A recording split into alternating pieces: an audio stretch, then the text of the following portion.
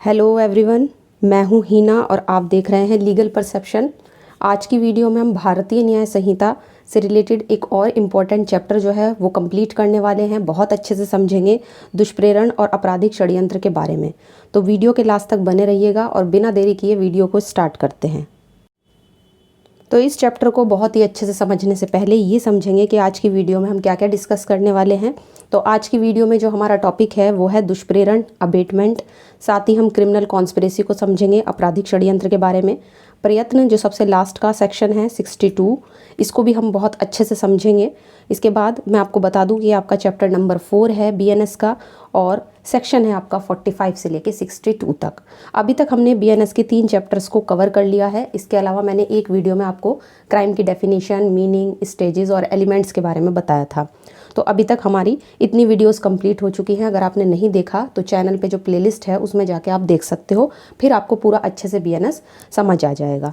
तो आज पे ये जो वीडियो है हमारी आज की, इसमें हम इन सारे टॉपिक को कवर करने वाले हैं। लेकिन आगे बढ़ने से पहले मैं आपको बता दूं कि अगर आपको बीएनएस के हिंदी पेड नोट्स चाहिए तो आप इस व्हाट्सअप नंबर पर मैसेज करके ले सकते हो 9639264080 और नोट्स के प्राइस आपको डिस्क्रिप्शन में मिल जाएंगे। तो आज की वीडियो के हमारे 3 टॉपिक हैं। सबसे पहले हम डिस्कस करेंगे दुष्प्रेरण को, उसके बाद आपराधिक षड्यंत्र को और उसके बाद अटेम्प्ट यानी प्रयत्नों को। तो सबसे पहला जो टॉपिक है दुष्प्रेरण यानी अबेटमेंट, इससे रिलेटेड जो सेक्शंस है बीएनएस में वो सबसे ज़्यादा हैं। सेक्शन नंबर 45 से लेके 60 तक। क्रिमिनल कॉन्स्पिरेसी का भी इतने सेक्शन नहीं है, सिर्फ एक ही सेक्शन दिया गया है और एक सेक्शन लास्ट का है आपका प्रयत्न यानी अटेम्प्ट से रिलेटेड। तो सबसे पहले जो सबसे ज़्यादा सेक्शंस हैं सीरीज से चलेंगे। 45 जो सब पहला सेक्शन है ये हमें बताता है कि किसी बात का दुष्प्रेरण कितने टाइप से हो सकता है। एक तरीके से ये उसके टाइप बता रहा है। अच्छा, दुष्प्रेरण के बारे में हम आईपीसी में भी पढ़ते थे। आईपीसी यानी भारतीय न्याय संहिता, जो भारतीय दंड संहिता है 1860 वाली, उसमें भी हम पढ़ते थे और उसमें भी आपको दुष्प्रेरण का जो टॉपिक था वो मिलता था। यहाँ पर किसी बात का दुष्प्रेरण ये कहता है कि वह व्यक्ति दुष्प्रेरण करता है जो किसी को भी कोई एक्ट करने के लिए या कोई ऑफेंस यानी अपराध करने के लिए 3 तरीकों से इंस्टिगेट करता है, मतलब उकसाता है। तो सबसे पहले उकसाकर, पहला तरीका है उकसाकर। किसी से अगर आप कोई अपराध करा रहे हो तो उसे उकसाकर करा रहे हो, तो वो होगा दुष्प्रेरण। दूसरा, षड्यंत्र में शामिल होकर, कोई क्राइम होने वाला है, उसमें 2 से 3 लोग हैं या 2 से ज़्यादा लोग हैं और वो षड्यंत्र में शामिल हो रहे हैं, उस कॉन्स्पिरेसी में शामिल हो रहे हैं।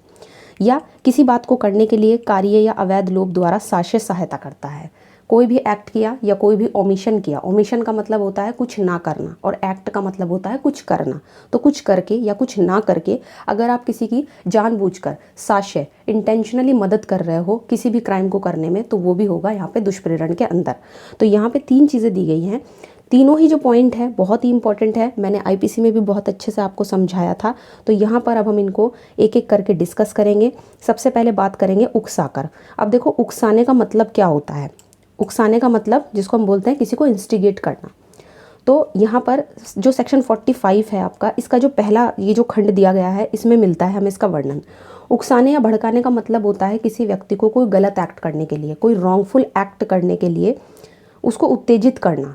इसका मतलब है किसी को सक्रिय रूप से सुझाव देना, है ना। जैसे ए जो है वो बी को उकसाता है कि तुम जाकर सी का मर्डर कर दो, ठीक, सी का मर्डर कर दो। अब ए ने बी को उकसाया और बी ने जाके सी का मर्डर कर दिया, तो यहाँ पे बी तो दोषी है ही, उसके साथ साथ ए भी दोषी होगा। तो इसको बोलते हैं उकसाना, है ना। किसी को कोई ऐसी बात बोलना जिससे कि सामने वाले के मन में वो चीज़ बैठ जाए और वो उकसाकर कोई क्राइम कर दे। नेक्स्ट आता है षड्यंत्र में शामिल। अब षड्यंत्र का मतलब होता है यहाँ पर कि जब 2 या 2 से ज़्यादा लोग किसी इलीगल एक्ट को करने के लिए, कोई भी गलत काम है, कोई भी इलीगल काम है, उसको करने के लिए यहाँ पे सहमत हो जाते हैं और उस सहमति में आकर वो उसको कर देते हैं, उस क्राइम को। तो यहाँ पे होगा उस चीज़ का कॉन्स्पिरेसी बनाना, उस चीज़ का षड्यंत्र बनाना। तो ये हो गया षड्यंत्र के द्वारा दुष्प्रेरण। नेक्स्ट है कार्य या अवैध लोभ के द्वारा साक्ष्य सहायता करना। अब कोई व्यक्ति किसी की अगर सहायता करता है किसी क्राइम में तो वो भी उसमें हिस्सेदार माना जाएगा। यहाँ पे दुष्प्रेरण के मैटर में अगर हम देखें तो इसका तीसरा पॉइंट हमें बता रहा है कि कोई भी एक्ट या कोई भी इलीगल ओमिशन, कोई भी लोभ अगर करके किसी को मदद कर रहा है सहायता करने में, तो वो यहाँ पे दुष्प्रेरण कर रहा है। ठीक। अब देखो यहाँ पे केवल सहायता पहुँचाना ही किसी अपराध का दुष्प्रेरण नहीं माना जाएगा। आपने किसी की हेल्प करी तो केवल ऐसा थोड़ी ना है कि आप उसको दुष्प्रेरक मान लोगे, नहीं। ये देखना है कि वो जो दुष्प्रेरण किया जा रहा है, वो जो हेल्प की जा रही है, वो किसी इलीगल एक्ट को करने के लिए की जा रही है या किसी अपराध को करने के लिए की जा रही है। और जब आप सहायता पहुँचा रहे हो किसी को तो उसमें आपका इंटेंशन भी होना चाहिए, है ना, आशय होना चाहिए।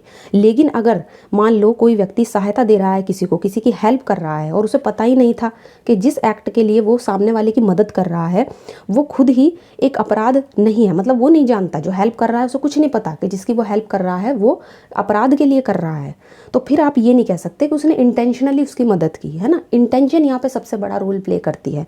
तो साक्ष्य सहायता इसीलिए यहाँ पे लिखा हुआ है कि जानबूझकर, जानते हुए, इंटेंशनली, आपको पता था कि आप जिस एक्ट के लिए सामने वाले की मदद कर रहे हो वो उस मदद से आपकी कोई क्राइम करेगा, तो अगर पता था तो यहाँ पे वो व्यक्ति दोषी होगा, अदरवाइज वो दोषी नहीं होगा। अब इसी सेक्शन में यहाँ पे 2 एक्सप्लेनेशंस भी दी गई हैं, ठीक। एक्सप्लेनेशन में कहा गया है कि कोई व्यक्ति जानबूझकर मिथ्या निरूपण द्वारा या किसी तात्विक तथ्य जिसे प्रकट करने के लिए वो बाउंड था, आबद्ध था, जानबूझकर छिपाने के द्वारा स्वेच्छा किसी बात को करता है। मतलब वो जानता है और जानबूझकर किसी बात को छुपा रहा है और फिर भी वो अपनी इच्छा से उस एक्ट को कर रहा है या करने की कोशिश कर रहा है, तो ये कहा जाएगा कि वो उस काम को करने के लिए उसको उकसा रहा है। मतलब एक तरीके से यहाँ पे ये जो वर्ड है उकसाना, इसको एक तरीके से डिफाइन किया गया है, ठीक। कि आप किसको मानोगे यहाँ पे, कि किसको हम कहेंगे कि इसने इस एक्ट के लिए दूसरे को उकसाया है। तो एक पहला एक्सप्लेनेशन इस चीज़ को कहता है। हालांकि एक्सप्लेनेशन इतने इंपॉर्टेंट नहीं है, जो इंपॉर्टेंट चीज़ें थी वो थे वे 3 पॉइंट जो अभी हमने सेक्शन 45 में डिस्कस किए हैं। नेक्स्ट एक्सप्लेनेशन कहता है कि आप किसको कहोगे कि कोई किसी की मदद करता है, तो जो कोई किसी काम को करने से पहले या करने के समय उस काम को करने को सुकर बनाने के लिए, सुकर मतलब ईजी बनाने के लिए कोई बात करता है, तो वो उस कार्य को करने में सहायता करता है। मतलब कोई भी क्राइम हो रहा है, क्राइम होने से पहले, है ना, किसी की हेल्प करना, या क्राइम करने के समय किसी की हेल्प करना, जिससे कि उसका वो जो क्राइम करने का काम है, मतलब जो क्राइम करने वाला है उसके लिए वो चीज़ आसान हो जाए करना। अगर आपने ऐसा कर दिया, उसके लिए सुकर बना दिया, ईजी बना दिया उस चीज़ को, तो फिर यहाँ पे कहा जाएगा कि उसने उस एक्ट को करने में उसकी हेल्प की है। तो बस यहाँ पे यही 2 एक्सप्लेनेशंस है, बहुत ही इंपॉर्टेंट एक्सप्लेनेशंस है। आप वैसे तो एग्जाम में मैंने बताया ना कि आते नहीं हैं, लेकिन बस समझने के लिहाज से इंपॉर्टेंट है, आप इसको समझ सकते हो कि इसमें क्या कहा गया है। इसके बाद आता है सेक्शन नंबर 46। ये बताती है दुष्प्रेरक के बारे में। अब दुष्प्रेरक कौन होता है? सिंपल मीनिंग अगर बताऊँ तो दुष्प्रेरक का मतलब वो व्यक्ति होता है जो दुष्प्रेरण करता है, किसी अपराध को करने के लिए किसी को उकसाता है, किसी के साथ कॉन्स्पिरेसी में शामिल होता है, षड्यंत्र में शामिल होता है, या किसी को कोई भी क्राइम करने में मदद करता है, जानबूझकर मदद करता है, इंटेंशनली मदद करता है। तो अभी हमने टाइप्स पढ़े सेक्शन 45 में दुष्प्रेरण के।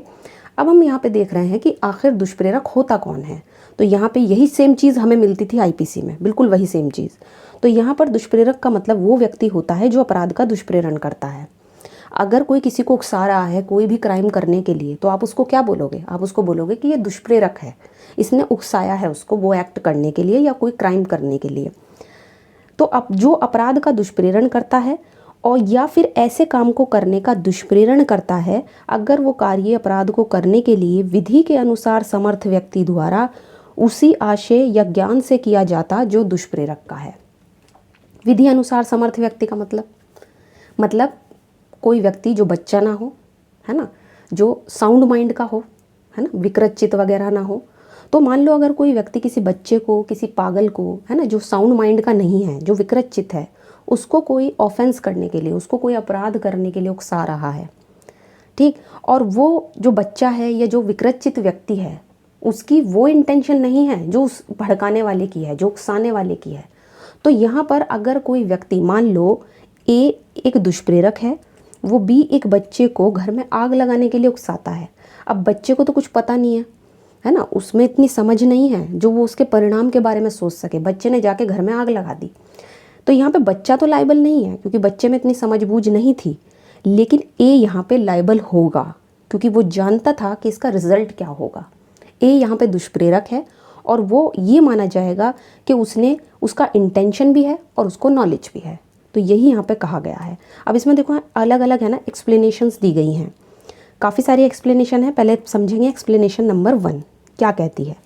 ये कहती है अवैध लोभ का दुष्प्रेरण। यानी कि आप किसी एक्ट के लिए ही अगर दुष्प्रेरण करते हो तो वो ही यहाँ पे दंडनीय नहीं है, बल्कि अगर आप किसी ओमिशन को भी करते हो, कोई इलीगल ओमिशन करते हो और उसका दुष्प्रेरण करते हो, तो उसका भी यहाँ पे पनिशमेंट माना जाएगा। किसी कार्य के साथ साथ अवैध लोभ का दुष्प्रेरण भी यहाँ पे अपराध के अंदर आएगा, चाहे जो उकसाने वाला है, जो दुष्प्रेरक है, उस एक्ट को करने के लिए खुद आबद्ध ना हो। एग्जाम्पल से समझते हैं। ए नाम का एक व्यक्ति चोरी करके भागता है और जाकर बी के पीछे छिप जाता है। अब एक पुलिस ऑफिसर जो ए को ढूंढते हुए आते हैं, वो बी से पूछते हैं कि ए कहाँ है। अब बी क्या करता है, पुलिस ऑफिसर को नहीं बताता कि ये कहाँ है। बाद में बी क्या करता है, ए को वहाँ से चुपके से भगा देता है कि तुम भाग जाओ, अब तो पुलिस ऑफिसर चले गए। तो यहाँ पर बी ने अवैध लोभ के द्वारा दुष्प्रेरण का अपराध किया है। हालांकि बी ने कोई एक्ट नहीं किया, बस जो चीज़ उसको बतानी चाहिए थी वो उसने नहीं बताई।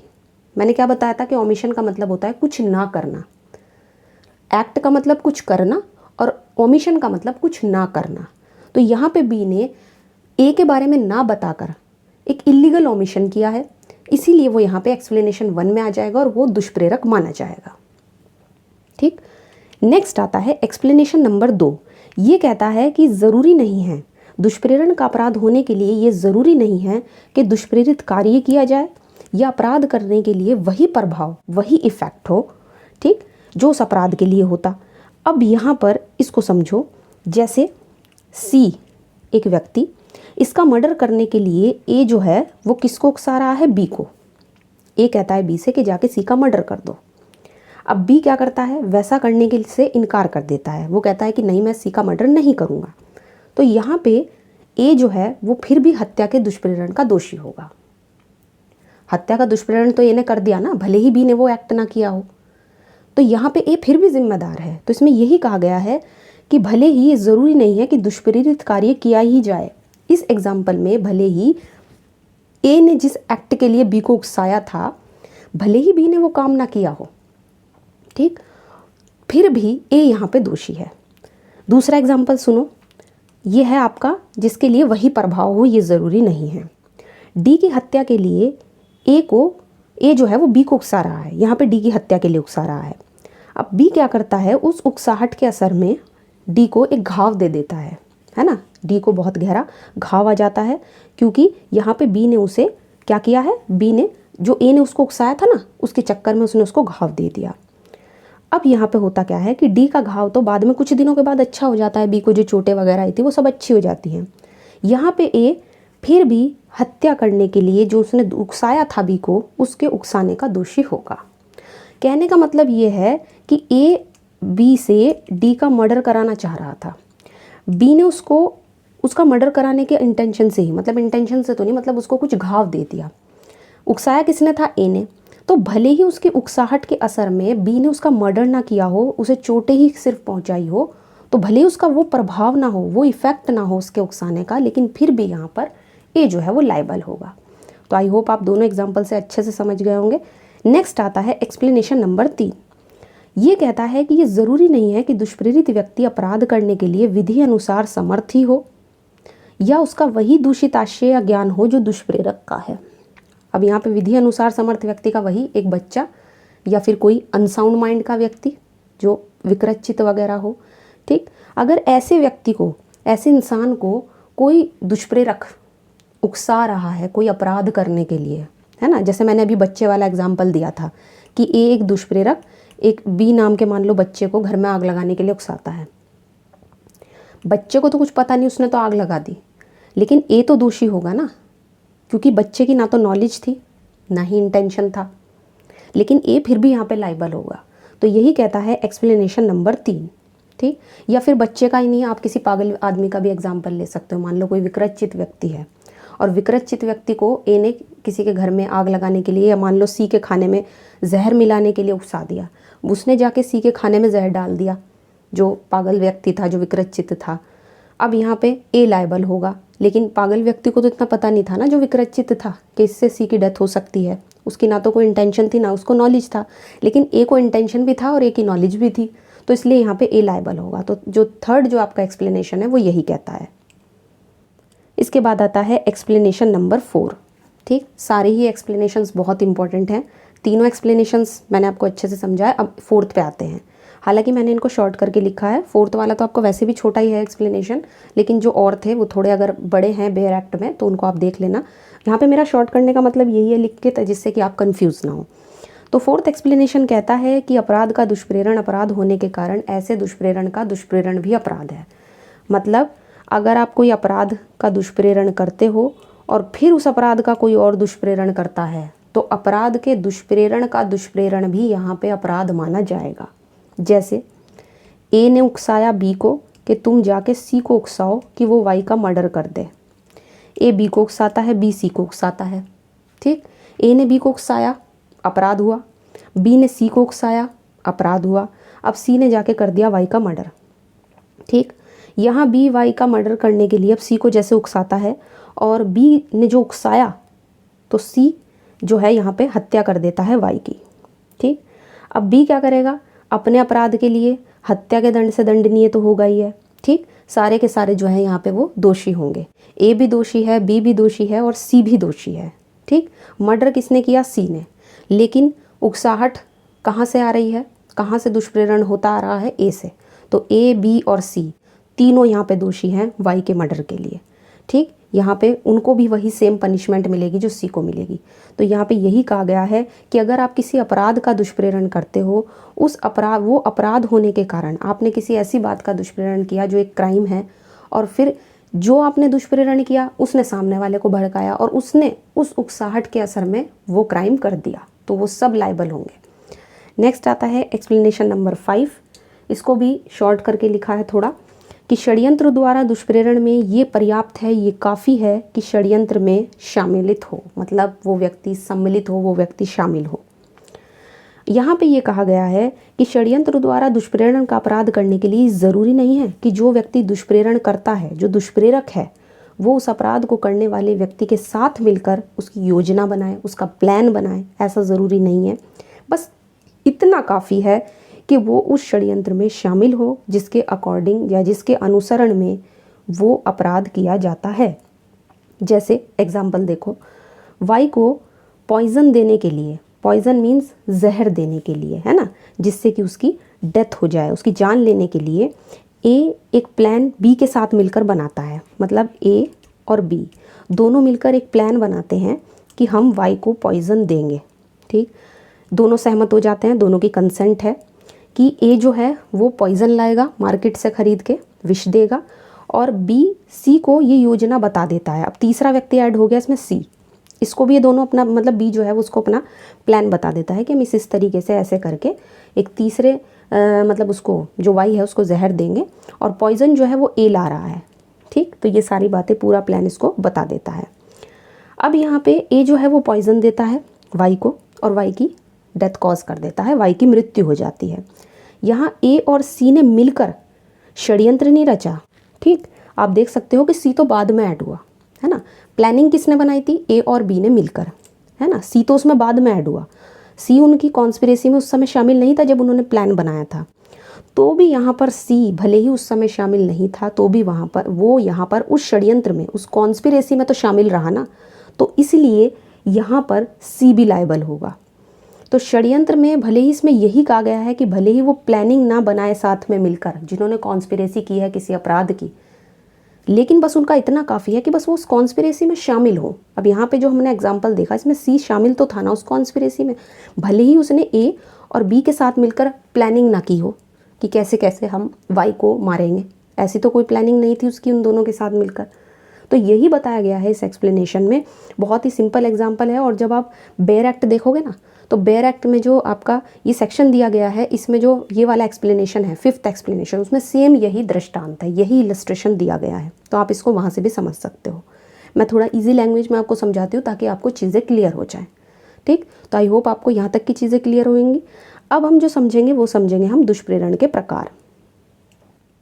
तो अब हम देखेंगे टाइप्स ऑफ अबेटमेंट, यानी दुष्प्रेरण के प्रकार। हालांकि सेक्शन 45 में मैं इन तीनों को आपको अच्छे से समझा चुकी हूँ, लेकिन फिर भी थोड़ा सा है ना, हम इस टॉपिक को केस लॉ के साथ डिस्कस कर लेते हैं, क्योंकि बहुत ही इंपॉर्टेंट टॉपिक है और एग्जाम में अगर क्वेश्चन आते हैं तो आपको केस लॉज भी लिखने होते हैं। तो उकसाने का मतलब तो मैंने आपको बताया ही है कि इसका मतलब होता है भड़काना, किसी को कोई क्राइम करने के लिए उत्तेजित करना। षड्यंत्र का मतलब होता है दो या दो से ज़्यादा लोग जब मिलकर किसी अपराध को करने के लिए आपस में षड्यंत्र बनाते हैं ना, मिलकर उस काम को करते हैं। साक्ष्य सहायता का मतलब होता है किसी भी एक्ट या इलीगल ओमिशन के द्वारा किसी की इंटेंशनली मदद करना, वो भी किसी क्राइम को करने में। तो यहाँ पे 3 टाइप्स हमने देखे। अब एक एक है ना, हम इनका केस लॉ डिस्कस कर लेते हैं क्योंकि काफ़ी इंपॉर्टेंट टॉपिक है, इसलिए थोड़ा सा केस लॉ के बिना अधूरा सा लगेगा। तो क्वीन वर्सेस मोहित 1871, ये जो केस लॉ है आपका, ये उकसाने से रिलेटेड है। मतलब जो पहला पॉइंट है आपके दुष्प्रेरण के टाइप का, उससे रिलेटेड है। क्वीन वर्सेस मोहित 1871 का केस है। इस केस में होता क्या है कि एक लेडी, उसको सती होने के लिए, पहले सती प्रथा होती थी ना कि अगर हस्बैंड की डेथ हो गई तो साथ में ही वाइफ को भी जला दिया जाता था। तो स्त्री को सती होने के लिए कुछ लोगों ने उसको तैयार किया। उसके साथ ही जो उसके सौतेले बेटे थे, है ना, सौतेले बेटे थे, वो उसे ले जाकर चिता तक ले गए ताकि अपने हस्बैंड के साथ उसको भी जलाकर वो भी अपनी लाइफ को ख़त्म कर दे। वहाँ खड़े हो आसपास के जो लोग थे वो सब देख रहे थे और उनको उत्प्रेरित कर रहे थे, उनको एक तरीके से इंस्टिगेट कर रहे थे जिससे कि वो महिला जलकर अपनी लाइफ को ख़त्म कर दे। तो यहाँ पर ये जो अपराध उन्होंने किया है, उनको उकसाने के द्वारा यहाँ पे दुष्प्रेरण का दोषी ठहराया गया, क्योंकि उन्होंने जो स्त्री थी उसको सती होने के लिए सक्रिय रूप से समर्थन दिया था। बहुत ही एक्टिवली यहाँ पे उसको समर्थन दिया गया था। तो इसीलिए यहाँ पे जो पहला केस है आपका, ये उकसाने से रिलेटेड है। नेक्स्ट आता है हरदन चक्रवर्ती वर्सेस यूनियन ऑफ इंडिया का केस। ये 1990 का केस है और ये षड्यंत्र द्वारा दुष्प्रेरण से डील करता है। इस केस में क्या होता है कि एक व्यक्ति ने षड्यंत्र में शामिल होकर दुष्प्रेरण के लिए उस पर केस फाइल किया गया कि वो एक षड्यंत्र में शामिल था और षड्यंत्र में शामिल उसने किस तरीके से हुआ, वो दुष्प्रेरण के द्वारा। तो यहाँ पर इस षड्यंत्र में 9 लोग शामिल थे। कितने लोग? 9 लोग, जिसमें से 8 को तो दोष मुक्त कर दिया था, कोर्ट ने बरी कर दिया था। जबकि सुप्रीम कोर्ट ने कहा कि क्योंकि एक व्यक्ति के खिलाफ, अब औरों के खिलाफ तो आरोप साबित नहीं हो सका, तो एक के खिलाफ भी आप षड्यंत्र द्वारा दुष्प्रेरण का अपराध के लिए उसको हम दोषी नहीं ठहरा सकते, क्योंकि कोर्ट का ऐसा मानना था कि एक अकेले व्यक्ति को ही हम षड्यंत्र द्वारा दुष्प्रेरण का दोषी नहीं ठहराएंगे, क्योंकि एक अकेला व्यक्ति षड्यंत्र नहीं कर सकता। ऐसी पॉसिबिलिटी ही नहीं है कि हम उसको जो है यहाँ पर उसके लिए दोषी ठहराएं कि उसने षड्यंत्र द्वारा दुष्प्रेरण किया है। नेक्स्ट केस है फैयाज हुसैन वर्सेस सम्राट। ये है साक्ष्य सहायता द्वारा। किसी की आप कोई क्राइम करने में इंटेंशनली मदद करते हो या कोई इलीगल ओमिशन के द्वारा आप ऐसा करते हो जिससे कि क्राइम करने में सामने वाले की मदद हो सके, तो ये केस उससे डील करता है। तो फैयाज हुसैन वर्सेस सम्राट के केस में क्या होता है कि एक जमींदार थे, एक लैंडलॉर्ड थे, उन्होंने क्या किया कि एक चोर को 3rd डिग्री टॉर्चर देने के लिए, ताकि उससे पूछताछ हो सके, अपना मकान जो है वो किराए पर दिया था। ठीक, अब यहाँ पे इस तरह से जमींदार जो है वो कार्य के माध्यम से साक्ष्य सहायता द्वारा दुष्प्रेरण के दोषी ठहराए गए। तो यहाँ पर ये जो तीनों केस हैं थोड़े इंपॉर्टेंट हैं, तीनों ही आपके तीनों टाइप का जो दुष्प्रेरण दिया गया है उनसे डील करते हैं, इसलिए मैंने यहाँ पे केस लॉ के साथ इस चीज़ को दोबारा से डिस्कस किया है। आपको इसलिए बताया ताकि अगर आपके सामने कभी लॉन्ग क्वेश्चन आ जाए एग्जाम में तो आप केस लॉ के साथ उस चीज़ को अच्छे से डील कर सको। इसके बाद आता है सेक्शन नंबर 47। ये कहता है भारत से बाहर के अपराधों का भारत में दुष्प्रेरण। यानी अगर कोई अपराध हो तो रहा है भारत के बाहर, इंडिया के बाहर हो रहा है, लेकिन उसका दुष्प्रेरण कहाँ से किया जा रहा है? इंडिया में रहकर किया जा रहा है। जैसे मान लो ए है, वो बी को एक मर्डर करने के लिए उकसा रहा है। बी कहाँ है? बी मान लो बांग्लादेश में है। अपराध कहाँ होना है? इंडिया के बाहर होना है। ए कहाँ है? एक इंडिया में है। ए इंडिया में बैठा है, बी बांग्लादेश में बैठा है। ए यहाँ से उकसा रहा है बी को कि वो बांग्लादेश में किसी व्यक्ति का मर्डर कर दे। मान लो सी का मर्डर करने के लिए उकसा रहा है जो बांग्लादेश में है। तो यहाँ पर ये सेक्शन यही कहता है कि वह व्यक्ति इस संहिता में यानी बीएनएस में अपराध का दुष्प्रेरण करता है जो इंडिया से बाहर या उससे परे किया जाए। अगर इंडिया में किया जाता तो वो अपराध होता, तो वो भी उसी तरीके से लायबल होगा। जैसे मान लो वो अपराध इंडिया में किया गया और उसको दुष्प्रेरित यहाँ पे माना जाएगा, उसको दुष्प्रेरक यहाँ पे माना जाएगा। ठीक, तो यहाँ पे यही चीज़ बताई गई है। तो यहाँ पे जो ए है जिसने बांग्लादेश में बी को मर्डर करने के लिए उकसाया है, ए यहाँ पे हत्या के दुष्प्रेरण का दोषी होगा। नेक्स्ट आता है सेक्शन नंबर 48।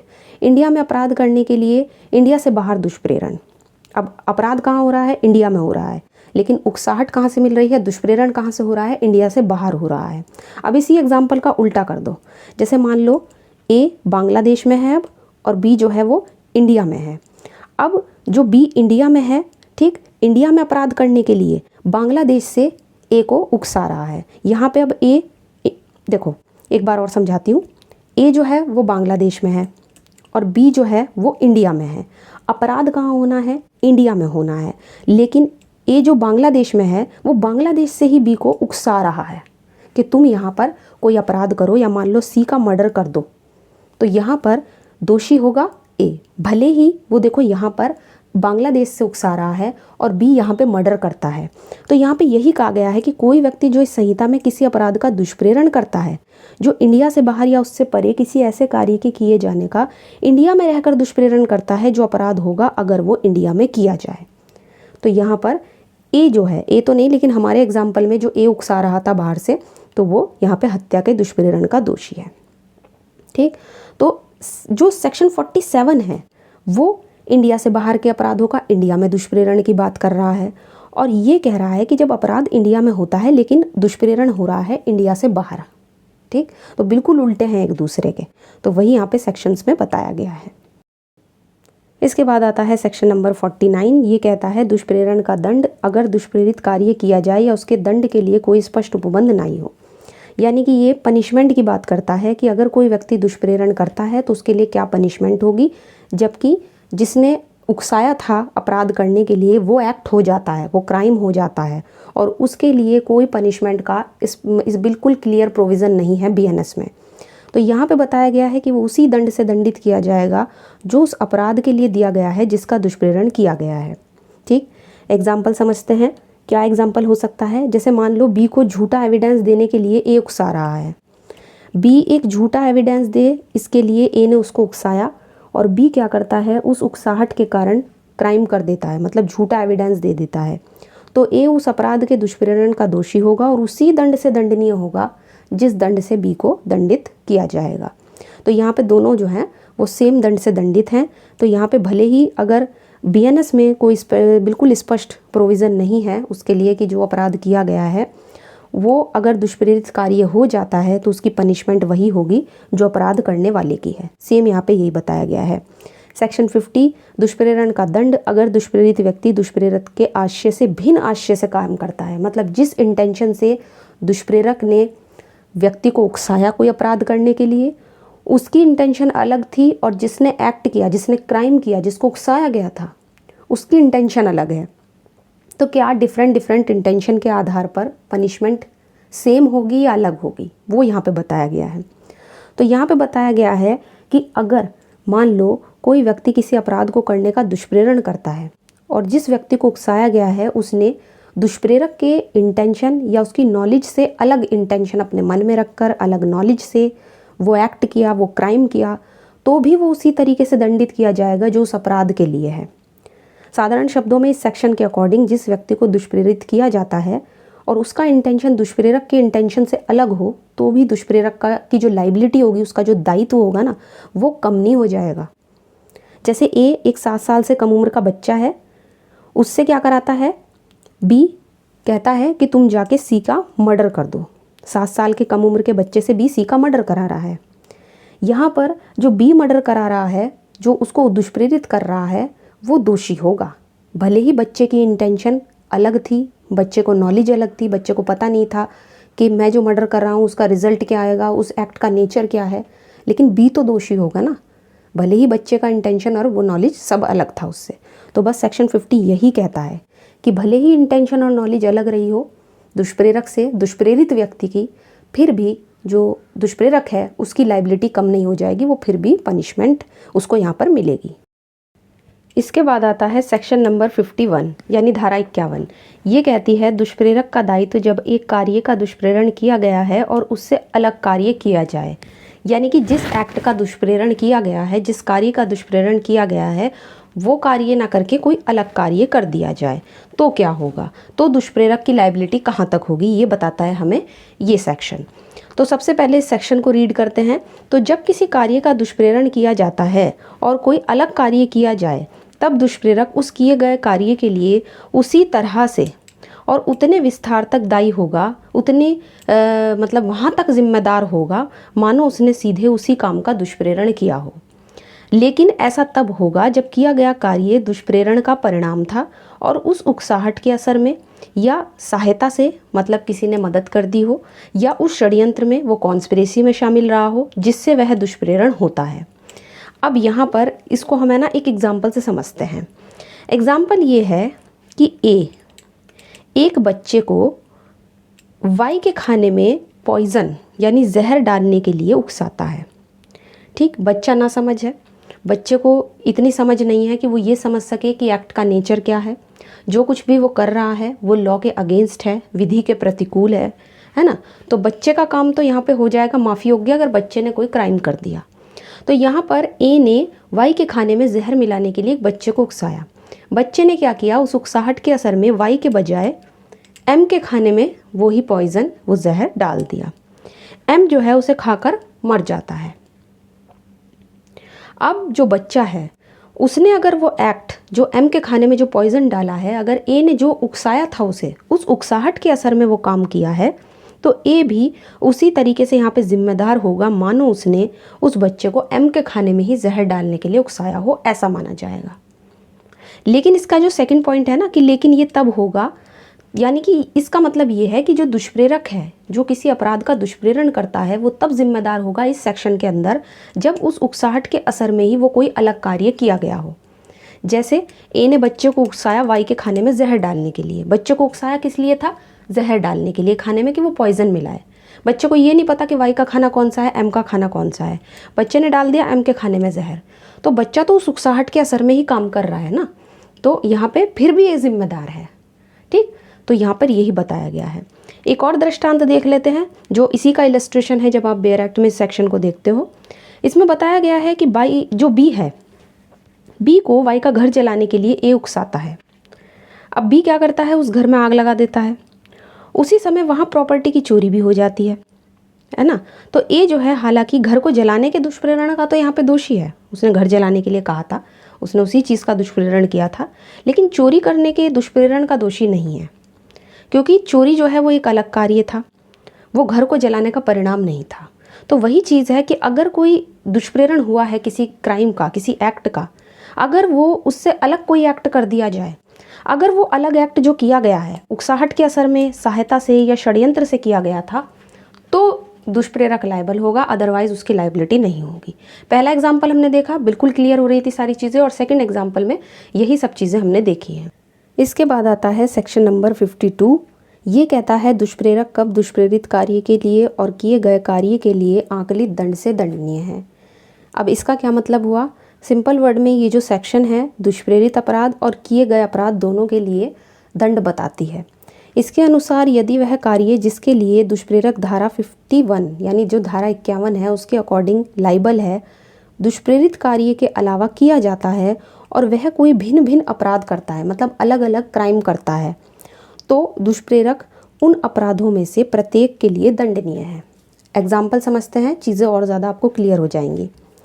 बी नाम के एक व्यक्ति को ए नाम का एक व्यक्ति एक पब्लिक ऑफिसर पर, मतलब एक तरीके से उसको जानबूझकर, पब्लिक ऑफिसर को जानबूझकर रोकने के लिए, बलपूर्वक फोर्सफुली रोकने के लिए उकसाता है।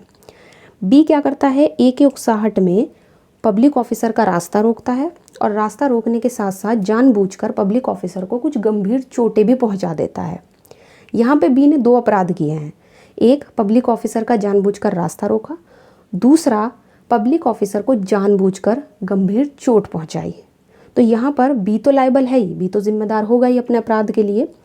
साथ ही ए ने जब उकसाया था बी को, वो जानता था अगर कि मैं जो इसे उकसा रहा हूँ पब्लिक ऑफिसर का जानबूझकर रास्ता रोकने के लिए, उसके साथ साथ बी पब्लिक ऑफिसर को गंभीर चोट भी पहुँचाएगा रुकावट डालने में, तो फिर यहाँ पे ए भी हर उस अपराध के लिए दंडित होगा, हर उस अपराध के लिए जिम्मेदार है जो बी ने किया है।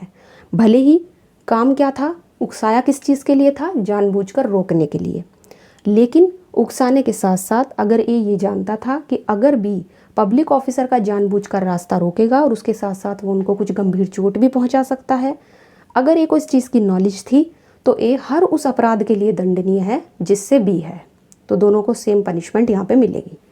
ठीक, सेक्शन नंबर 53, दुष्प्रेरित कार्य से हुए उस प्रभाव के लिए दुष्प्रेरक का दायित्व जो दुष्प्रेरक द्वारा आशयित से अलग हो। यहाँ पे बात हो रही है इफेक्ट की, ठीक, कि जिस इफेक्ट के लिए, जिस प्रभाव के लिए दुष्प्रेरण किया था, अब उससे अलग ही उसका कुछ इफेक्ट निकल कर आया है। सेक्शन 53 समझेंगे। तो देखो, जब किसी कार्य का दुष्प्रेरण दुष्प्रेरक द्वारा किसी विशिष्ट प्रभाव को करने के लिए किया जाता है कि उसका कोई स्पेशल इफेक्ट निकले, और यहाँ पर होता क्या है कि वो कार्य दुष्प्रेरक द्वारा अलग प्रभाव डालता है, मतलब अलग ही इफेक्ट छोड़ता है, इफेक्ट अलग है, डिफरेंट है, तब दुष्प्रेरक उस प्रभाव के लिए उसी तरह से जिम्मेदार है, उसी तरीके से लायबल है मानो उसने उस काम का दुष्प्रेरण उसी प्रभाव को, उसी इफेक्ट को करने के आशय से किया हो। मतलब जिस प्रभाव के लिए उसने दुष्प्रेरण किया था, अगर उससे अलग इफेक्ट आया निकल कर, तो उसको ऐसे ही जिम्मेदार मानोगे आप दुष्प्रेरक को, जैसे मान लो उसका वही आशय था कि यही इफेक्ट निकल कर आएगा। लेकिन ऐसा तब होगा जब वो ये जानता था कि दुष्प्रेरित कार्य से वह प्रभाव होने की संभावना है, वो इफेक्ट होने की पॉसिबिलिटी है, तब ऐसा होगा, तभी दुष्प्रेरक जिम्मेदार होगा। एग्जाम्पल से समझेंगे, चीज़ें क्लियर हो जाएंगी। जैसे वाई को गंभीर चोट पहुंचाने के लिए बी को ए उकसा रहा है। ए उकसाता है बी को कि जाओ जाकर वाई को गंभीर चोट पहुंचाओ। बी क्या करता है, उस उकसाहट के असर में वाई को गंभीर चोट पहुंचा देता है, जिससे वाई की डेथ हो जाती है। इतनी ज़्यादा गहरी चोट पहुंचाता है कि वाई मर जाता है, वो झेल नहीं पाता उन गंभीर चोटों को। अब यहाँ पे अगर ए ये जानता था, ए को ये नॉलेज थी कि उस गंभीर चोट का इफ़ेक्ट वाई की मौत भी हो सकती है, वाई मर भी सकता है उन गंभीर चोट के कारण, जिसके लिए मैं बी को उकसा रहा हूँ कि वो वाई को गंभीर चोट दे, तो ए जो है यहाँ पर वाई की हत्या के लिए दोषी होगा। ठीक, तो यही चीज़ यहाँ पर बताई गई है। इफेक्ट जो है वो डिफरेंट निकल रहा है, लेकिन फिर भी यहाँ पे ए जो है वो जिम्मेदार होगा। इसके बाद आता है सेक्शन नंबर 54। ये कहता है अपराध करते समय दुष्प्रेरक की उपस्थिति, यानी जिस व्यक्ति ने किसी अपराध का, किसी क्राइम का दुष्प्रेरण किया है, वो दुष्प्रेरक कहलाता है, और वो अपराध करते समय खुद वहाँ पे उपस्थित है, तो क्या होगा। तो इस सेक्शन में कहा गया है कि जब कभी कोई व्यक्ति जो अनुपस्थित होने पर दुष्प्रेरक के नाते दंडनीय होता, उस समय उपस्थित होता है जब वो एक्ट या कोई अपराध किया जाए जिसके लिए वह दुष्प्रेरण के परिणाम स्वरूप दंडनीय होता, तब यह समझा जाएगा कि उसने ऐसा कार्य या अपराध किया है। मतलब यहाँ पे उसकी प्रेजेंस की बात हो रही है। ठीक, तो यहाँ पर हम इसको एक एग्जाम्पल से समझेंगे, लेकिन पहले केस लॉ देख लेते हैं। बारेंद्र कुमार घोष वर्सेस एम्परर 1924 का केस है। इस मामले में कोर्ट ने कहा कि ये जो सेक्शन है ये केवल तभी यूज़ में आता है, इसका आप तभी प्रयोग कर सकते हो जब सबसे पहले दुष्प्रेरण के समान परिस्थितियों को साबित कर दिया जाता है। मतलब पहले आपको कुछ चीज़ का प्रूफ देना होगा और प्रूफ आपको यहाँ पे साबित करना होगा, और जब अपराध होते समय अभियुक्त की उपस्थिति भी साबित हो जाती है। मतलब ए ने बी को किसी का मर्डर करने के लिए उकसाया, अब बी ने उस उकसाहट में सी का मर्डर कर दिया, लेकिन जिस टाइम सी का मर्डर किया गया उस टाइम ए भी वहाँ पर मौजूद था जहाँ पर सी का मर्डर किया गया है।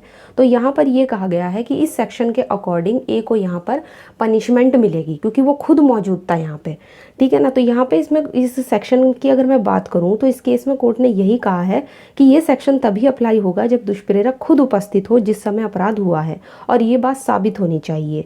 और ये जो सेक्शन है ये ऐसे मामलों से संबंधित है जहाँ दुष्प्रेरण का अपराध तो हुआ है, साथ ही साथ अपराध होते समय घटना स्थल पर, है ना, जहाँ पे क्राइम हुआ है वहाँ पर जो है वो दुष्प्रेरक मौजूद भी था। तो यहाँ पर जो, अगर मैं इसमें सिंपल आपको बताऊँ तो यहाँ पे उसकी मौजूदगी की बात हुई है, जो व्यक्ति किसी अपराध का दुष्प्रेरण करता है। ठीक, सिंपल बिल्कुल यही एक और एग्जांपल देख लेते हैं। जैसे ए जो है वो वाई की हत्या करने के इरादे से क्या करता है, ए ये चाहता है कि वाई का जो है वो मर्डर हो जाए। अब वाई का मर्डर करने की इंटेंशन से बी को, जो 6 साल का बच्चा है, यहाँ पे बी कौन है, 6 साल का बच्चा, उसको वाई के खाने में पॉइजन मिलाने के लिए उकसाता है। अब जो बी है उस भोजन में क्या मिला देता है, जहर या पॉइजन मिला देता है, जिसके कारण वाई की मृत्यु हो जाती है। तो जब बी ने खाने में जहर मिलाया था उस समय ए भी वहाँ पर मौजूद था।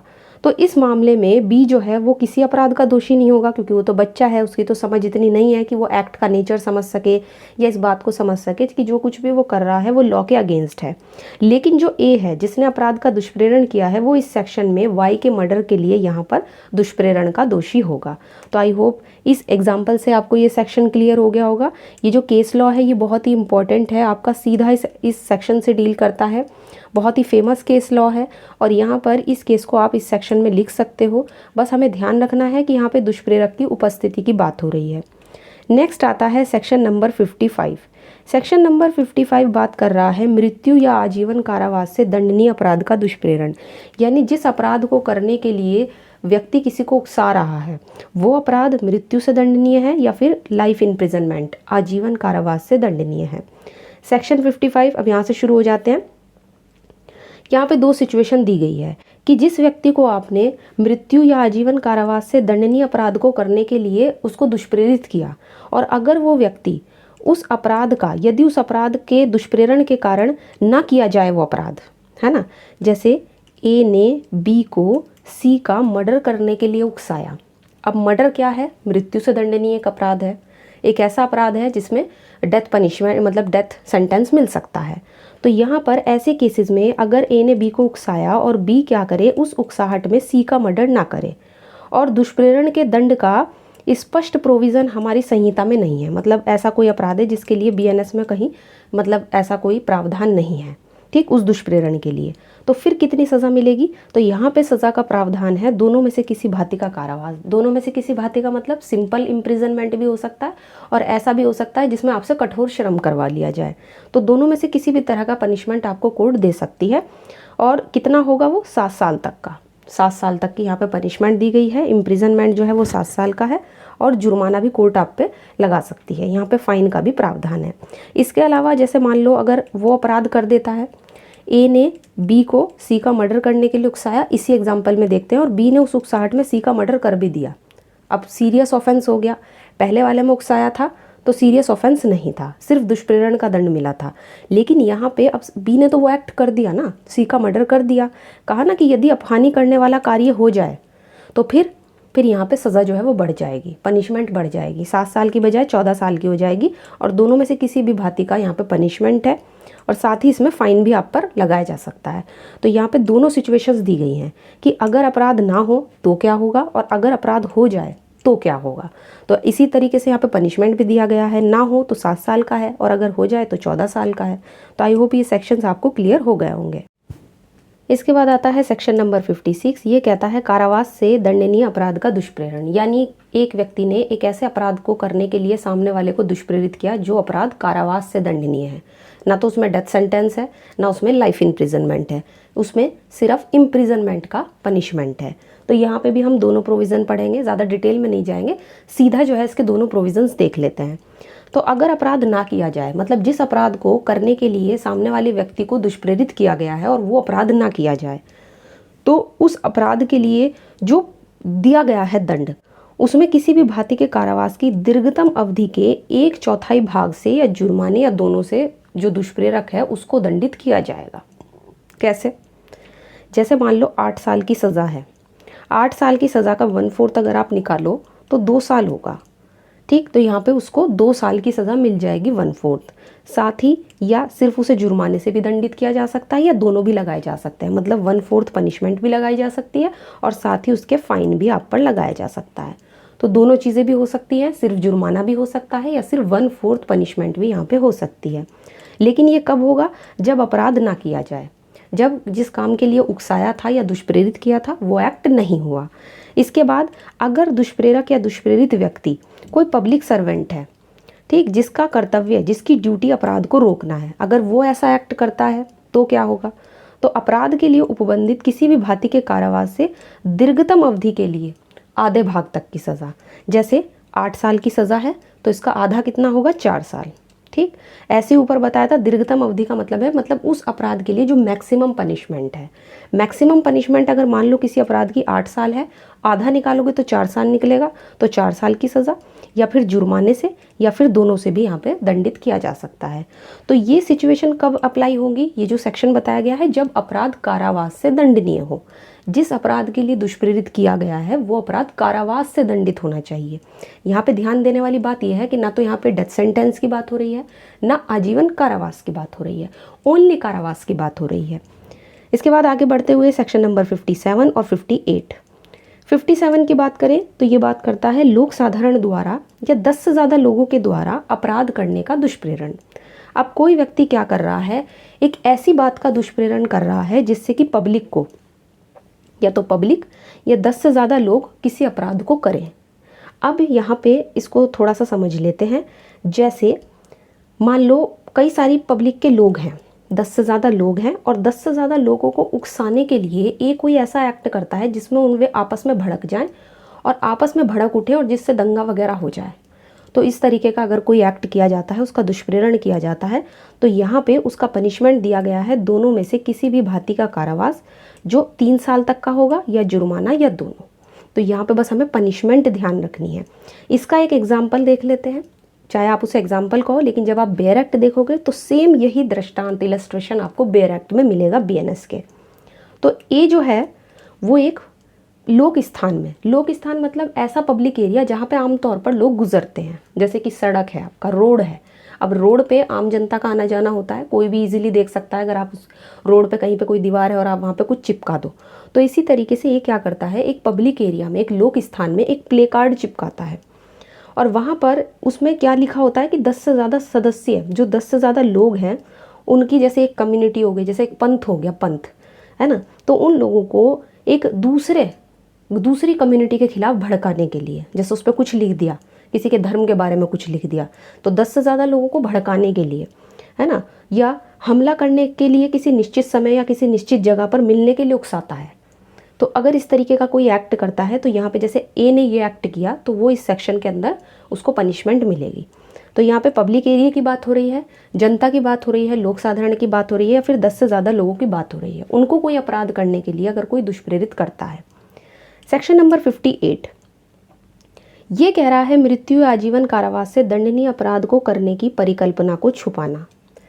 यानी कि कोई भी अपराध जो मृत्यु से दंडनीय है या आजीवन कारावास से दंडनीय है, और उस अपराध को आसान बनाने के लिए, आपको पता है कि ये जो अपराध है जो होने वाला है ये मृत्यु से दंडनीय है, या फिर इसके लिए लाइफ इम्प्रिजनमेंट मिल सकता है, और उस अपराध को करने की परिकल्पना को छुपाना, आप फिर भी जानबूझ के उस चीज़ को छुपा रहे हो, तो वो कहाँ आएगा, वो सेक्शन 58 में आएगा।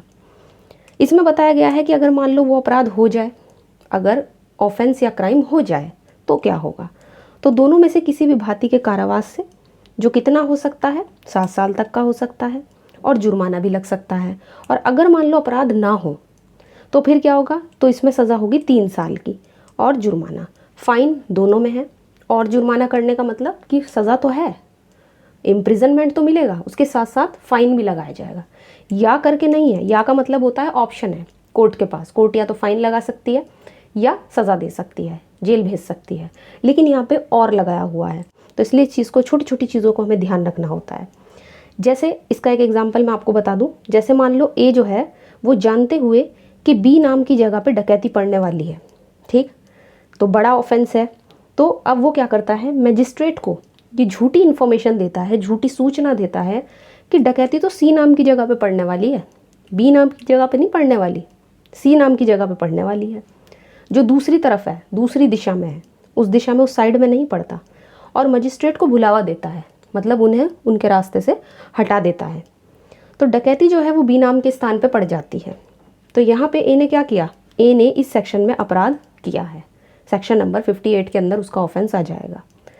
तो कोई भी ऐसा अपराध करने को छिपाना, आपको पता है कि कोई अपराध होने वाला है, और अपराध भी ऐसा है कि वो मृत्यु से दंडनीय है या आजीवन कारावास से दंडनीय है, फिर भी आप उसकी बात को छिपा रहे हो, सामने वाले को धोखा दे रहे हो, तो यहाँ पर ये वाला सेक्शन आपका अप्लाई हो जाएगा। नेक्स्ट आता है सेक्शन नंबर 59। ये कहता है किसी ऐसे अपराध को करने की परिकल्पना का लोक सेवक द्वारा छिपाया जाना जिसका निवारण करना उसका कर्तव्य है। यानी कोई ऐसा ऑफेंस होने वाला है या किसी ऐसी ऑफेंस की बात को कोई पब्लिक सर्वेंट छिपा रहा है, जिसका निवारण करना, जिसको प्रिवेंट करना उस लोक सेवक की ड्यूटी है। उनकी ड्यूटी है कि वो उस अपराध को रोके, उस अपराध को ना होने दे। तो यहाँ पर अगर ऐसा अपराध कोई लोक सेवक, कोई पब्लिक सर्वेंट करता है, तो उनको यहाँ पे पनिशमेंट मिलेगी। तो सेक्शन नंबर 59 एक तो बेसिकली किसकी बात कर रहा है, एक पब्लिक सर्वेंट की बात कर रहा है, ये चीज़ यहाँ पे ध्यान रखनी है। दूसरी बात, यहाँ पे 3 कैटेगरी दी गई हैं, 3 अलग अलग पॉइंट्स दिए गए हैं। यहाँ पे कहा गया है कि अगर वो अपराध हो जाता है, अगर वो ऑफेंस हो जाता है, तो क्या होगा। तो यहाँ पे बताया गया है कि उस अपराध के लिए जो उपबंधित किसी भांति के कारावास की दीर्घतम अवधि के आधे तक की या जुर्माने या दोनों की सज़ा मिलेगी। यानी जो पब्लिक सर्वेंट है, जिसका कार्य ये था, जिसकी ड्यूटी ये थी कि वो उस अपराध को होने से रोके, उसको प्रिवेंट करे, और वो फिर भी उस अपराध की परिकल्पना का छिपाते हैं, उसको छुपाते हैं, है ना, उनको पता है कि कोई ऑफेंस होगा फिर भी वो छिपा रहे हैं जानबूझ के, तो यहाँ पर अगर मान लो वो ऑफेंस हो जाता है तो फिर उसकी सज़ा कितनी होगी, पब्लिक सर्वेंट को कितनी पनिशमेंट मिलेगी, जो भी इम्प्रिजनमेंट होगा उस अपराध के लिए, कौन सा अपराध जो हो चुका है, उस अपराध के लिए जो पनिशमेंट होगा उसका मैक्सिमम पनिशमेंट का आधा मिलेगा। साथ ही जुर्माना या लगाया है तो फाइन भी लगा सकती है कोर्ट, या दोनों भी दे सकती है। कोर्ट की मर्जी है कि वो या तो फाइन लगा दे ओनली, या केवल जेल भेज दे, है ना। कितनी सज़ा है, आधी। तो मान लो जैसे कोई इम्प्रिजनमेंट है 8 साल का किसी अपराध के लिए जो हो चुका है, अब 8 साल का आधा कितना, 4 साल। तो इस तरीके से आप निकाल सकते हो, ठीक। और अगर मान लो वो अपराध जो हो चुका है लोक सेवक के छिपाने की वजह से, लोक सेवक ने छिपाया उसको जानबूझ के, और वो अपराध ऐसा है कि बहुत ही सीरियस क्राइम है। सीरियस क्राइम का मतलब या तो वो डेथ सेंटेंस है उसके लिए, उसकी सज़ा, या फिर लाइफ इम्प्रिजनमेंट से वो दंडनीय है। तो फिर कितनी सज़ा मिलेगी, तो उसके लिए है 10 साल। यहाँ पे देखो सज़ा बढ़ती चली जाएगी, जिस तरीके का नेचर होगा उसी तरीके से यहाँ पे सज़ा बढ़ रही है। तो यहाँ पे 10 साल का पनिशमेंट बताया गया है। इसके बाद है अगर अपराध ना किया जाए, अगर मान लो ऑफेंस ना हो। अभी हमने क्या पढ़ा कि ऑफेंस हो रहा है, पहले पॉइंट में भी ऑफेंस हो चुका, दूसरे में भी हो चुका, लेकिन वो ज़्यादा सीरियस था, मृत्यु से दंडनीय था या आजीवन कारावास से था। यहाँ पे अगर मान लो ऑफेंस ना हो तो कितनी सज़ा होगी, तो उस अपराध के लिए उपबंधित किसी भी भांति के दीर्घतम अवधि, यानी जो क्राइम हुआ है, जो ऑफेंस हुआ है, उसकी जो मैक्सिमम पनिशमेंट होगी उस मैक्सिमम पनिशमेंट का 1/4 मैंने बताया ना कि मान लो अगर 8 साल की सज़ा है तो उसका 1/4 निकालेंगे तो 2 साल। इसी तरीके से आप 1/4 करके निकाल सकते हो, 1/4, या फिर जुर्माने से जो उस अपराध के लिए दिया गया है, या दोनों। तो यहाँ पे कोर्ट के ऊपर है कि वो कोर्ट या तो चाहे 1/4 सज़ा दे सकती है अगर क्राइम नहीं हुआ है, या केवल जुर्माना लगा सकती है, या फिर दोनों भी लगा सकती है, ये कोर्ट के ऊपर है। तो यहाँ पे जो सेक्शन नंबर 59 है वो किसी पब्लिक सर्वेंट की बात कर रहा है। तो बस हम यहाँ पे एक्स्ट्रा नहीं पढ़ेंगे, बस यहाँ से मैंने ये 3 पॉइंट निकाल लिए हैं जो आपके लिए जानना ज़रूरी है, क्योंकि पूरा का पूरे सेक्शंस जो हैं ये आपके सिर्फ पनिशमेंट की बात कर रहे हैं। हेडिंग से आपको चीज़ें क्लियर हो ही रही हैं कि हेडिंग क्या कहना चाह रहा है। हेडिंग के बाद बस आपको यहाँ पे पनिशमेंट पढ़नी होती है। तो आई होप ये सेक्शन क्लियर हो गया होगा। बात कर लेते हैं सेक्शन नंबर 60 की, और यहाँ पर आपका जो अबेटमेंट है, जो दुष्प्रेरण है, वो ख़त्म होता है। इसके बाद पढ़ेंगे क्रिमिनल कॉन्स्पिरेसी और अटेम्प्ट वाला सेक्शन, 2 सेक्शन आपके बचते हैं। तो चलिए जल्दी से फटाफट सेक्शन नंबर 60 को डिस्कस कर लेते हैं। क्या कह रहा है सेक्शन नंबर 60? कारावास से दंडनीय अपराध की परिकल्पना को छिपाना। अभी तक हमने क्या पढ़ा कि ऐसे अपराध की परिकल्पना को कोई छिपा रहा है जो डेथ सेंटेंस से रिलेटेड है, ठीक, या फिर आपका आजीवन कारावास से है। अब यहाँ पे जो सेक्शन नंबर 60 है इसमें परिकल्पना तो है, मतलब छिपाया जा रहा है चीज़ों को, लेकिन कौन से अपराध के लिए, जो केवल कारावास से दंडनीय है। तो यहाँ पे बताया गया है, 2 पॉइंट पढ़ेंगे एकदम क्लियरली, चीज़ें क्लियर हो जाएंगी आपको। अगर अपराध कर दिया जाए, अगर मान लो वो क्राइम हो जाता है, तो उस अपराध के लिए जो भी पनिशमेंट दिया गया है उसके मैक्सिमम पनिशमेंट का 1/4 ध्यान रखना है। और अगर अपराध नहीं होता तो कितना है, तो मैक्सिमम पनिशमेंट के 8वें भाग की सज़ा, यानी कि और कम, है ना, उससे भी कम, या जुर्माना जो उस अपराध के लिए दिया गया है, या फिर दोनों। तो यहाँ पे ध्यान रखना है, ठीक। अब 1/4 तो आपने देख लिया। 8वें भाग का मतलब क्या हुआ? 8वें भाग का मतलब जैसे 8 साल की सज़ा है तो 8 साल का जब हम 8वां भाग निकालेंगे तो कितना निकलेगा? 1 साल, 1 ईयर। 1/4 हुआ 2 साल और 8वां भाग हुआ 1 साल। तो इस तरीके से यहाँ पे निकल जाएगा। ये तो मैंने आपको 8 साल का एग्जाम्पल देके समझाया। अगर किसी में 10 साल की सज़ा है तो आप उसका 1/4 निकाल लोगे, या उसका 8वां भाग निकाल लोगे, या किसी में आपकी और ज़्यादा है ना, तो उसके हिसाब से। तो ये सिर्फ एक एग्जाम्पल के तौर पे मैंने आपको समझाया है। तो यहाँ तक आपका अबेटमेंट का कंप्लीट हुआ। अब पढ़ेंगे क्रिमिनल कॉन्स्पिरेसी। इसके बाद आता है सेक्शन नंबर 61। ये बात करता है क्रिमिनल कॉन्स्पिरेसी की, आपराधिक षड्यंत्र की। अगर आपको ध्यान हो, आईपीसी में पहले आपके अलग से 2 सेक्शन हुआ करते थे, 120A एंड 120B, ऐसे करके 2 सेक्शन होते थे। 120A में आपराधिक षड्यंत्र के बारे में बताया गया था, एंड 120B में आपको इसकी पनिशमेंट दी गई थी। लेकिन अब ऐसा नहीं है। अब क्या हो गया, आपको बस सेक्शन नंबर 61 पढ़ना है, उसी में आपको पनिशमेंट और क्रिमिनल कॉन्स्पिरेसी किसे कहते हैं वो सब आपको मिल जाएगा। तो सिर्फ यहाँ पे हम 1 सेक्शन से डील करेंगे क्रिमिनल कॉन्स्पिरेसी के लिए। तो सेक्शन 61 हो गया। 61 में ही कहा गया है कि आपराधिक षड्यंत्र की परिभाषा दी गई है। सबसे पहले डेफिनेशन ऑफ क्रिमिनल कॉन्स्पिरेसी, कि क्रिमिनल कॉन्स्पिरेसी आप किसे कहेंगे, तो जब 2 या 2 से ज़्यादा व्यक्ति, कितने, सबसे पहले ये शर्त है इस सेक्शन की, ये कंडीशन है कि क्रिमिनल कॉन्स्पिरेसी के लिए या तो 2 लोग या 2 से ज़्यादा लोग होने चाहिए, कोई भी इलीगल एक्ट करते हैं, अवैध कार्य। अब अवैध कार्य आप किसको कहोगे? अवैध कार्य का मतलब कोई भी ऐसा एक्ट जो कानून की नज़र में इलीगल है, जिसे लॉ में मना किया गया है, जैसे कि कोई भी काम है ना, उसको कहेंगे अवैध कार्य। या कोई ऐसा कार्य जो अवैध नहीं है, जो है तो इलीगल नहीं, वैसे तो इलीगल एक्ट है लेकिन आप उसे इलीगल साधनों से करते हो, उसे इलीगल मीन्स से किया जाता है या करने के द्वारा सहमत होते हैं, मतलब सहमति दी जा रही है वो भी ऐसे काम को करने के लिए, या तो इलीगल है या इलीगल नहीं है तो फिर उसे इलीगल साधनों से किया जा रहा है। तो 2 पॉइंट ध्यान रखने हैं। अगर मैं इसके मेन पॉइंट्स की बात करूं, मेन एलिमेंट्स की बात करूं, तो क्या क्या पॉइंट निकल के आएंगे? सबसे पहली शर्त है कि व्यक्ति जो है वो 2 या 2 से ज़्यादा होने चाहिए। व्यक्ति मिनिमम या तो 2 हो या फिर 2 से ज़्यादा हो, ठीक, सबसे पहली शर्त। दूसरा, इलीगल एक्ट हुआ हो, या अगर इलीगल एक्ट नहीं हुआ है, एक्ट तो इलीगल नहीं है लेकिन इलीगल साधनों से हुआ है और उसे कराने के लिए किसी ने सहमति दी है, ठीक, करने के लिए या करवाने के लिए। तो इतना क्लियर हुआ। यहाँ से शर्तें निकल के आई है। आपकी मर्ज़ी है कि आप एग्ज़ाम में चाहे आप इसके एलिमेंट्स लिख सकते हैं या फिर सीधा आप ये भी लिख सकते हैं, है ना। आप एलिमेंट्स करके, मेन एलिमेंट्स डाल के 1 2 3 4 करके ये भी लिख सकते हो। यहाँ पे इसका एक्सेप्शन भी दिया गया है। एक्सेप्शन, एक्सप्लेनेशंस, ये सब चीज़ें हमें पढ़नी ज़रूरी होती हैं क्योंकि बहुत, तभी हमारा आंसर कंप्लीट होता है और बहुत इंपॉर्टेंट होती हैं ये चीज़ें। हम इनको नज़रअंदाज नहीं कर सकते। अगर किसी सेक्शन में आपके कुछ एक्सेप्शन दिया गया है या कुछ एक्सप्लेनेशन दिया गया है तो वो आपको पढ़ना चाहिए। तो एक्सेप्शन की अगर बात करूँ, ये कहता है किसी भी अपराध को करने की सहमति के सिवाय, मतलब कि कोई भी ऐसी सहमति जो आपने किसी अपराध को करने के लिए दी है, आपने कंसेंट दी है, लेकिन कंसेंट किसके लिए दी है? किसी अपराध के लिए। उसको छोड़कर अगर कोई सहमति आपराधिक षड्यंत्र की कैटेगरी में तब तक नहीं आप डालोगे जब तक कि सहमति के अलावा कोई कार्य उसके अनुसरण में एक या अधिक पार्टीज के द्वारा ना कर दिया जाए। ये इसका एक्सेप्शन है। अगर आपने कंसेंट किसी अपराध के लिए दी है, जैसे ए ने बी को कंसेंट दिया कि तुम जाके, ठीक है मैं सहमत हूँ, तुम जाके सी को मार दो, सी का मर्डर कर दो, तो ये तो आपकी आपराधिक षड्यंत्र में आ जाएगी।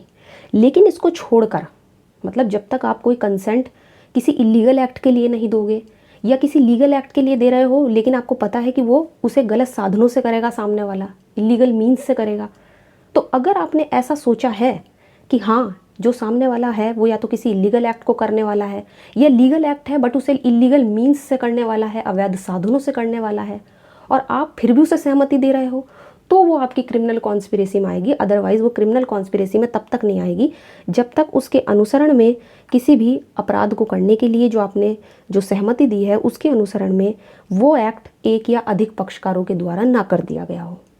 तो यहाँ पे सीधा सीधा कंसेंट की बात हो रही है। तो आई होप यहाँ तक की चीज़ें क्लियर हो गई होंगी। अब बढ़ते हैं सब सेक्शन 2 की तरफ।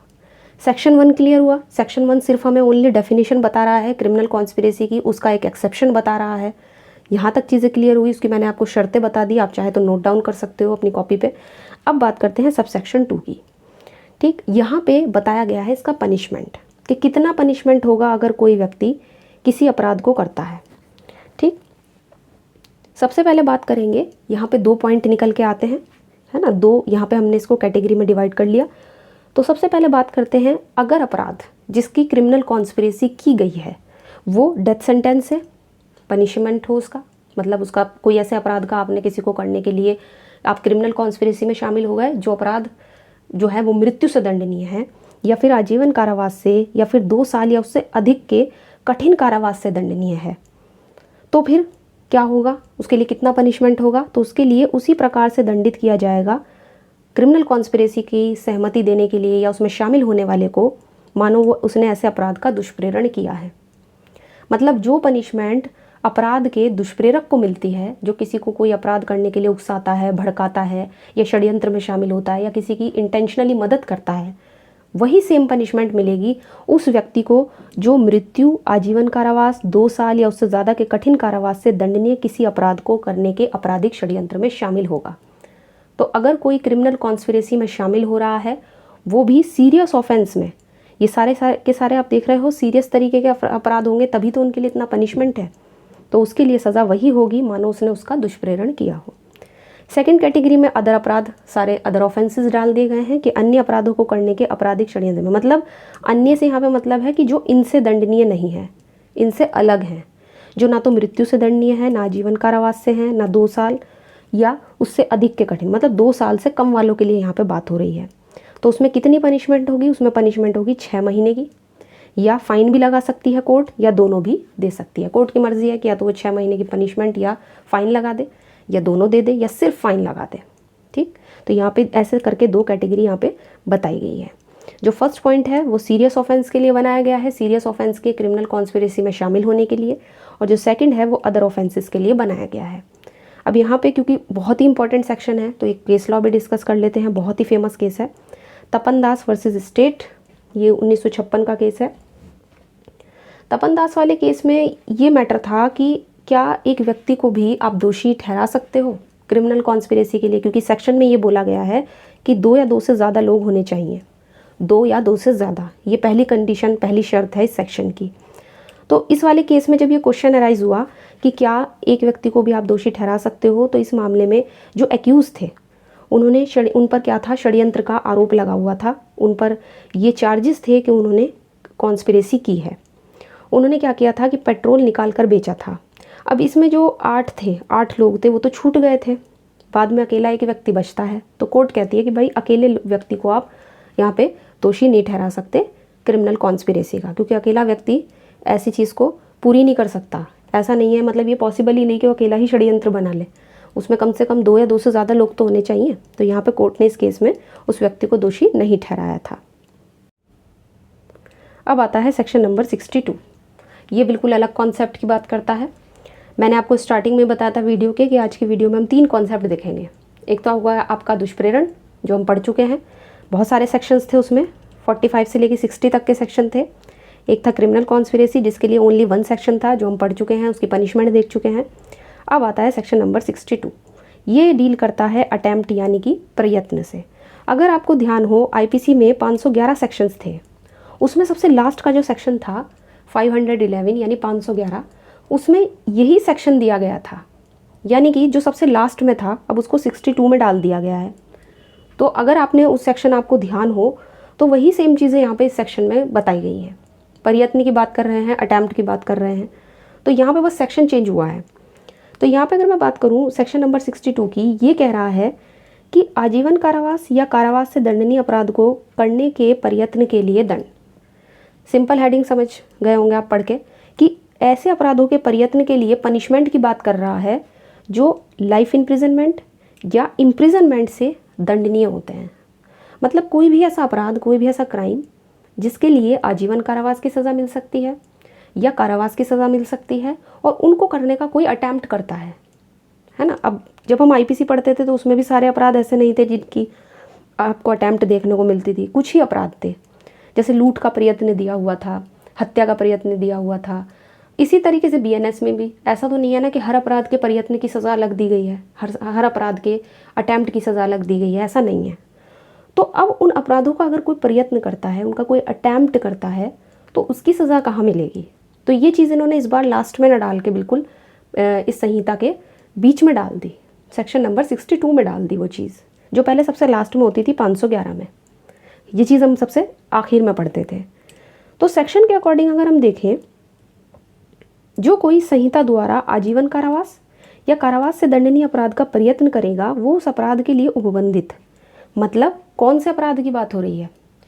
जिसके लिए उसने अटैम्प्ट किया है व्यक्ति ने, उसके लिए अवधि के लिए जो आजीवन कारावास से आधे तक की, मतलब जितना लाइफ इम्प्रिजनमेंट है उसके आधे की सज़ा, या उस अपराध के लिए जो मैक्सिमम पनिशमेंट तय हुई है उसके आधे की सज़ा, या ऐसे जुर्माने से जो उस अपराध के लिए दिया गया है, या फिर दोनों से दंडित किया जाएगा। अब देखो थोड़ा सा इसमें पनिशमेंट दिया गया है, बहुत ही सिंपल है, बहुत ही सीधा सेक्शन है, कुछ ऐसा आपको बहुत ही गहराई से जाने की ज़रूरत नहीं है। सिंपल कहा गया है कि अगर कोई अपराध आजीवन कारावास या कारावास से दंडनीय है और उसको करने का कोई अटैम्प्ट करेगा, तो उसके लिए अगर आजीवन कारावास से दंडनीय है तो उसकी आधे की, या अपराध के लिए जो मैक्सिमम पनिशमेंट है उस पनिशमेंट के आधे की, या जुर्माने की, जुर्माना भी कैसा, जो उस ऑफेंस के लिए जो किया गया है, जिसका अटैम्प्ट किया गया है, या दोनों से दंडित किया जाएगा। अच्छा पहले ये बताओ अटैम्प्ट क्या है?